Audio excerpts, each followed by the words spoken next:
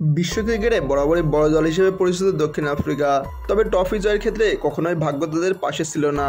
বড় বড় টুর্নামেন্ট এলেই সেমিফাইনাল থেকে ছিটকে পড়ে পটিয়ারা। সর্বশেষ টি-20 বিশ্বকাপে অবশ্যই ফাইনালে উঠেছিল আফ্রিকার দলটি। শেষ হয়েছে 7 সেমিফাইনাল আর 33 বছরের অপেক্ষা। তবে এবারও ভারতের কাছে সহজ ম্যাচ হেরে স্বপ্নভঙ্গ হয়েছে তাদের।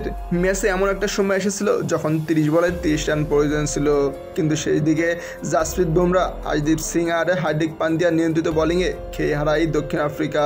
2 উইকেট হারানোয় 7 রানে পরাজয়ে বিশ্বকাপ হাতছাড়া হয়ে যায় দক্ষিণ আফ্রিকার। এমন এক পরাজয় যা প্রচণ্ড কষ্ট দিয়েছে দক্ষিণ আফ্রিকার দলের অধিনায়ক অ্যাডাম মার্ক্রামের। ম্যাচ শেষে অনুভূতি জানাতে গিয়ে বলেছে অনেক কথা, অবশ্যই পারেনি হতাশার কথা লুকাতে। মার্ক্রাম বলেন, আপাতত হতাশ, ভালোভাবে কাটানো টুর্নামেন্টের দিকে ফিরে তাকাতে কিছুটা সময় লাগবে। খুব কষ্ট লাগছে, আমরা ভালো বোলিং করছি, খুব বেশি কিছু করার ছিল না, এটা তাড়া করার মতো লক্ষ্য ছিল। ভালো ব্যাটিং করেছি, শেষ মুহূর্ত পর্যন্ত অপেক্ষা করেছিলাম, জিততে না পেরে হতাশ লাগছে। রান তাড়াই পুরোটা সময় জুড়ে চাপের মুখে যে ছিলেন সেটাও স্বীকার করেছে মার্ক্রাম। আমরা কখনোই স্বস্তিতে ছিলাম না, স্কোরবোর্ডের চাপ সব সময় ছিল, বিশেষ করে শেষ দিকে ব্যাপারটা দ্রুতই ঘটে গেল।